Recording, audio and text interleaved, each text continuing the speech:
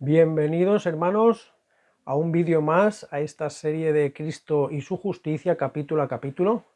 Bienvenidos al capítulo 3, titulado ¿Es Cristo Dios?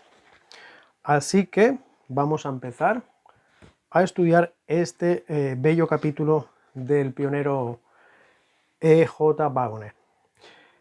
Empecemos la lectura. Dice: a Cristo se le llama Dios en muchos lugares de la Biblia. Declara el salmista: el Dios de dioses, el eterno Jehová, habla y convoca la tierra desde el nacimiento del sol hasta donde se pone. Desde Sión, dechado de hermosura, resplandece Dios. Vendrá nuestro Dios y no callará. Fuego consumirá delante de él, y una poderosa tempestad lo rodeará. Convocará a los altos cielos y la tierra para juzgar a su pueblo. Juntadme a mis fieles, los que hicieron conmigo pacto con sacrificio, y los cielos anunciarán su justicia, porque Dios mismo es el juez. Salmos 50 del 1 al 6. Aquí nos cita el hermano Wagner. Se puede constatar que este pasaje hace referencia a Cristo. 1. Por el hecho ya considerado de que todo el juicio se le encomendó al Hijo. Y 2. Por el hecho de que es en la segunda venida de Cristo cuando manda a sus ángeles para que recojan a sus escogidos de los cuatro vientos. Mateo 24, 31. Vendrá nuestro Dios y no callará. No lo hará. Al contrario, cuando el Señor mismo descienda del cielo, será con aclamación, con voz de arcángel y con trompeta de Dios. 1 Tesalonicenses 4:16. Esta aclamación será la voz del Hijo de Dios, que será oída por todos aquellos que están en el sepulcro, haciéndoles salir de él. Juan 5, 28, 29. Sabemos que esta es una doctrina que creemos, ¿verdad? La resurrección de los muertos. O sea que, por lo tanto, Juan 5, 28 y 29 yo creo que es el versículo más claro para afianzar que hay una resurrección, que los muertos cuando mueren esperan a la resurrección, ¿verdad? Para vida o para muerte. No hay un cielo y un infierno literal. Yo creo que Juan 5, 28 y 29 es el versículo más claro para esta creencia nuestra, ¿verdad? Que está en nuestros principios, ¿verdad? Fundamentales, en nuestros pilares. Juntamente con los justos vivos serán llevados a encontrar al Señor en el aire para estar siempre con Él, y eso continuará nuestra reunión con Él. Segunda de Tesalonicenses 2:1. Y ahora aquí nos dice, el hermano Wagner nos dice, comparar el Salmo 50, versículo 5, Mateo 24, 31 y 1 Tesalonicenses 4:16, que es lo que yo he ido leyendo un poco entre líneas de lo que menciona Wagner.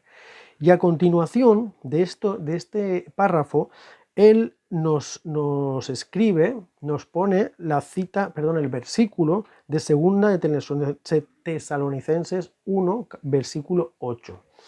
Si cogemos estos tres versículos que nos dice él comparar, Salmo 55, Mateo 24, 31 y 1 Tesalonicenses 4, 16, más el versículo que nos cita después, segunda Tesalonicenses 1, 8, si lo leemos completo, nos queda una cita, dijéramos, en grupo, una cita unida, muy bonita. Se las voy a leer directamente, todo junto, para que veamos el mensaje tan bonito que queda y que nos incita el hermano a que comparemos. Les voy a leer todo seguido y fíjense cómo enlaza cada versículo uno con el otro y queda un mensaje realmente del advenimiento yo diría muy impactante. Salmo 55, Mateo 24, 31, 1 Tesalonicenses 4, 16 y 2 Tesalonicenses 1, 8. Les leo así. Juntadme mis santos, los que hicieron conmigo pacto con sacrificio, y enviará sus ángeles con gran voz de trompeta y juntará sus escogidos de los cuatro vientos desde el extremo del cielo hasta el otro. Porque el Señor mismo, con voz de mando, con voz de arcángel y con trompeta de Dios, descenderá del cielo, y los muertos en Cristo resucitarán primero. Fuego consumirá delante de él, y una poderosa tempestad lo rodeará. Porque cuando el Señor Jesús se manifieste desde el cielo con sus ángeles poderosos, lo hará en llama de fuego, para dar la retribución a los que no conocieron a Dios ni obedecen el Evangelio de nuestro Señor Jesucristo.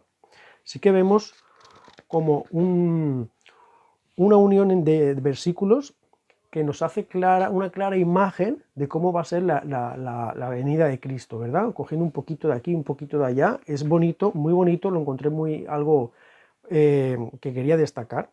Algo que Waggoner le da un toque a este capítulo, para así se nos queda un poquito la presencia de lo que es la segunda venida de Cristo, y ahora empezamos a hablar en contexto de la divinidad de él.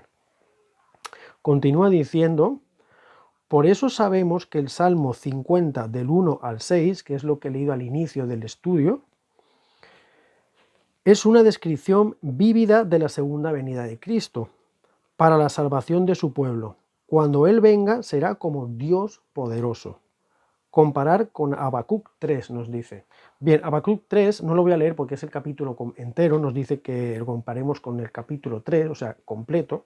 Habacuc 3, que es la oración de Habacuc, si muchos sabrán que está escrito en el formato como los salmos, ¿verdad? Es decir, está escrito de una manera que se puede recitar como una alabanza. Entonces nos está diciendo que comparemos el Salmo 50 del 1 al 6 con el capítulo de Habacuc 3. Esto que cada uno en su casa, si quiere hacerlo, y lo lee y ve un poquito el concepto de lo que nos quiere mostrar Waggoner. Yo no lo leo por lo que digo, porque es muy largo y nos saldríamos un poquito del contexto del capítulo 3.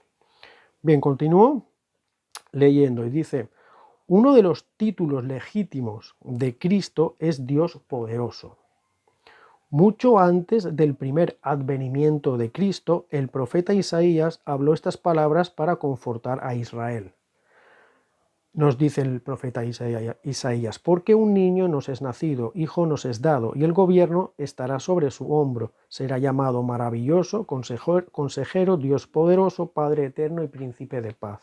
Isaías 9:6. Estas no son simplemente palabras de Isaías, sino del Espíritu de Dios. Dios, en alusión directa al Hijo, lo llama por el mismo título, es decir, Dios. En el Salmo 45:6 leemos estas palabras: tu trono, oh Dios, es eterno y para siempre. Cetro de justicia es el cetro de tu reino. El lector casual pudiera tomar esto como una simple alabanza del salmista, pero en el Nuevo Testamento encontramos que es mucho más que eso. Vemos que es Dios, el Padre, quien habla, y que está refiriendo al Hijo y lo llama Dios.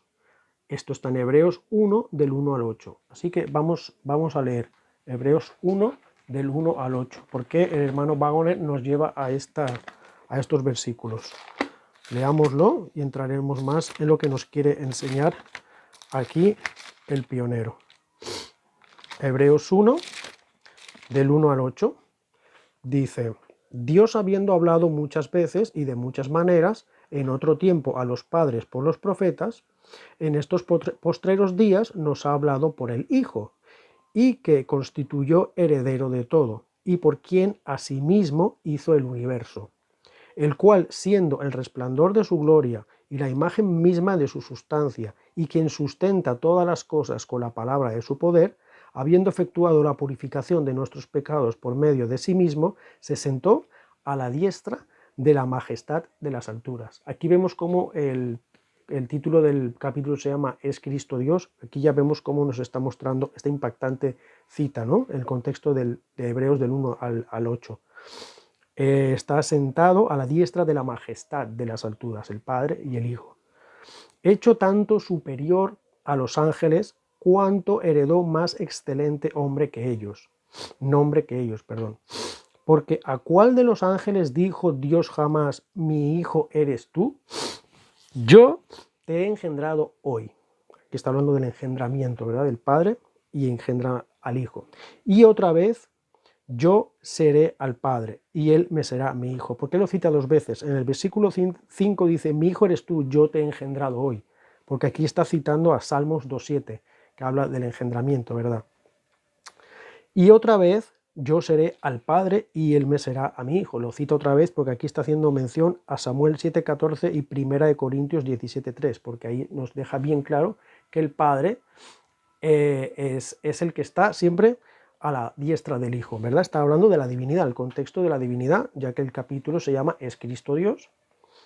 Bien, continúa diciendo, y otra vez cuando introduce al primogénito en el mundo, dice, adórenle todos los ángeles de Dios, ciertamente de los ángeles dice, el que hace a sus ángeles espíritus y a sus ministros llama de fuego, mas el Hijo dice, tu trono, oh Dios, por el siglo de los siglos, centro de equidad, es el centro de tu reino. Bien, estamos hablando de la divinidad de Cristo, está preguntándonos el hermano en este capítulo si es Cristo Dios y nos ha llevado a leer Hebreos capítulo 1, del 1 al 8. Vemos que en el capítulo 1, lo que acabo de leer, nos está entrando en el contexto para responder esta pregunta que menciona como título, ¿es Cristo Dios? Nos está mandando a Hebreos 1. ¿Y qué es lo que estamos viendo claro en Hebreos 1? La divinidad. Pero ¿cuál divinidad se muestra? La del Padre y el Hijo. Seguimos leyendo, dice, ese nombre no le fue dado a Cristo, el nombre de Dios, como consecuencia de algún gran logro, sino que es suyo por derecho de herencia. Atención, es importante esto, porque es Dios por derecho de herencia, o sea, de padre a hijo. Hablando del poder y la grandeza de Cristo, el escritor de Hebreos dice que es hecho tanto mejor que los ángeles, porque el nombre que heredó, herencia de padre a hijo, es más sublime que el de ellos. Hebreos 1:4. Un hijo un hijo toma legítimamente el nombre del Padre, ¿verdad?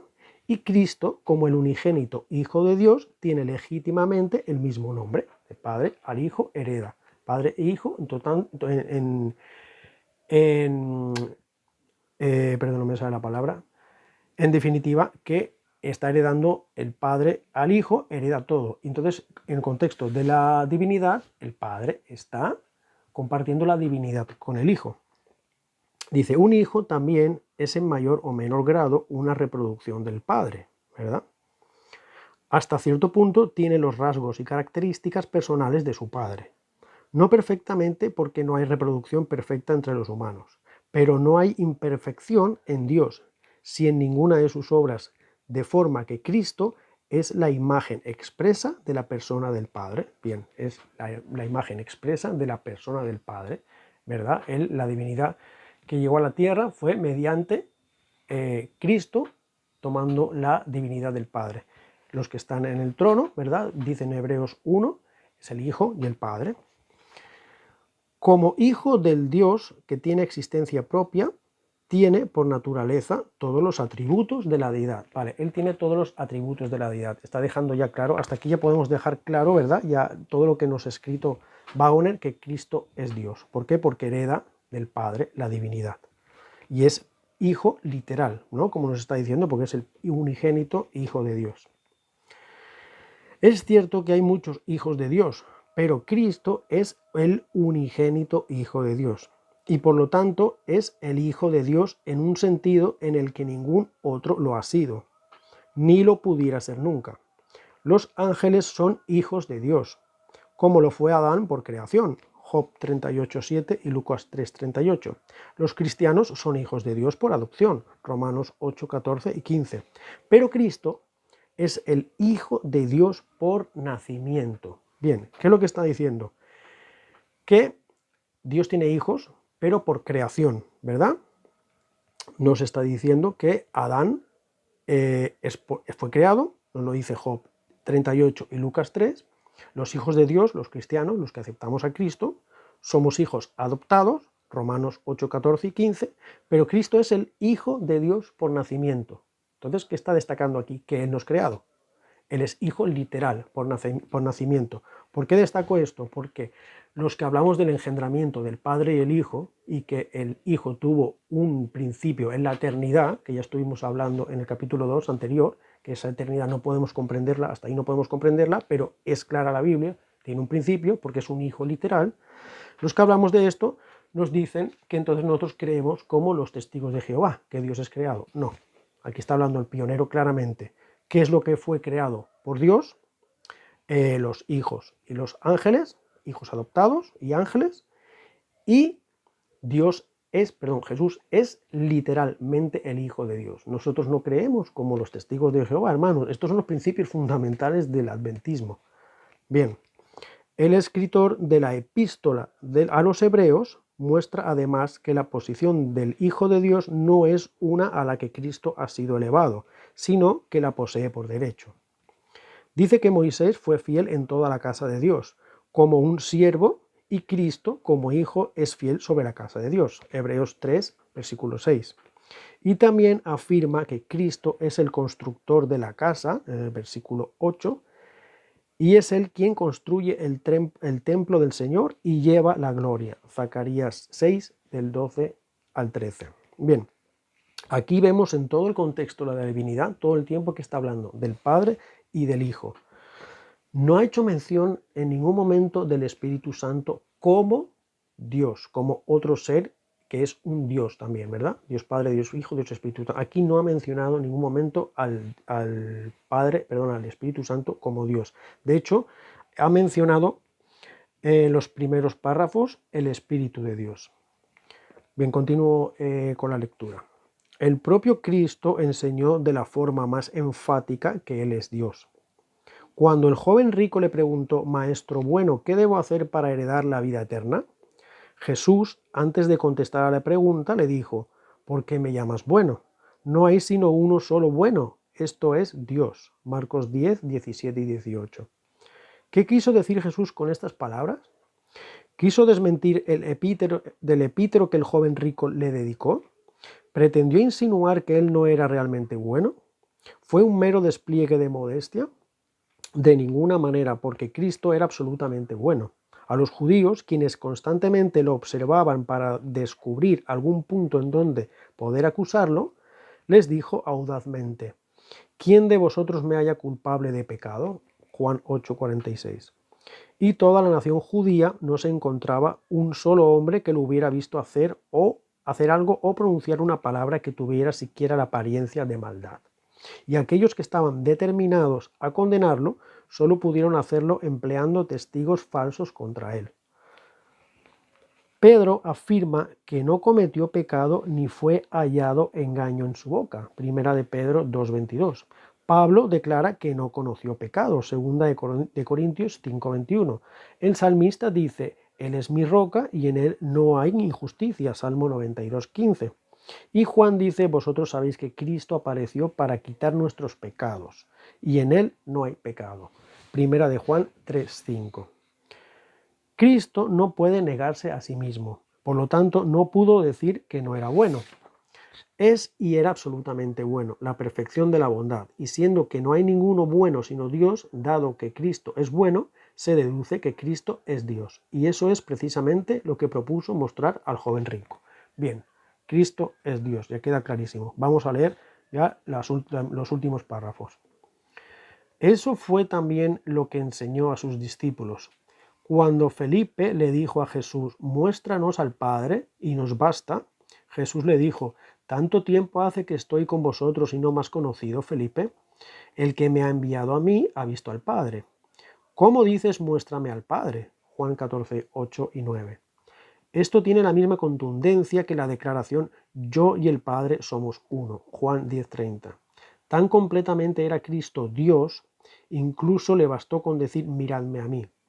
Y eso trae a la mente aquella frase con la que el Padre introduce al unigénito: adórenle todos los ángeles de Dios. Hebreos 1:6. Hemos leído hace poquito.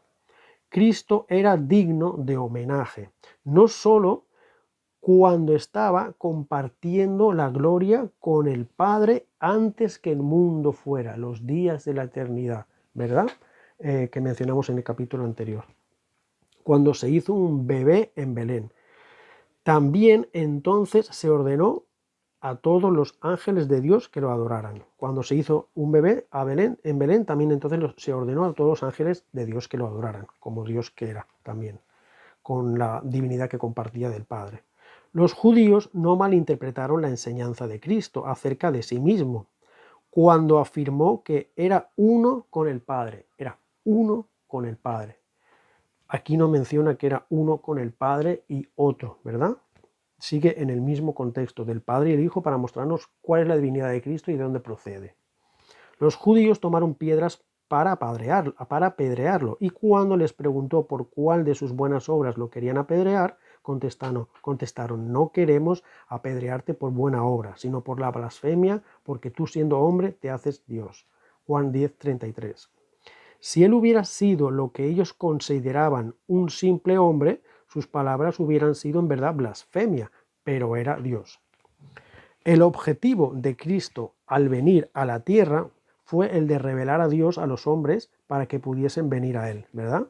Dios a los hombres, Él es lo que representa para nosotros Jesús, Dios, ¿verdad? Pero en carne vino la divinidad al mundo para que lo tengamos enfrente, los que pudieron verlo, ¿verdad? Y los demás, todos, un ejemplo, ¿verdad? De que Cristo es Dios, pero nadie llega al Padre si no es mediante Él, mediante el Hijo. Bien. El objetivo de Cristo al venir a la tierra fue de revelar a Dios a los hombres para que pudiesen venir a Él. Pero eso dice el apóstol Pablo, que Dios estaba en Cristo reconciliando consigo al mundo. 1 Corintios 5:19. Y en Juan leemos que el Verbo, que era Dios, se hizo carne. Juan 1:1 y Juan 1:14. En el mismo contexto se especifica: a Dios nadie lo vio jamás. El Hijo único, que es Dios, que está en el seno del Padre, Él lo dio a conocer. Juan 1:18.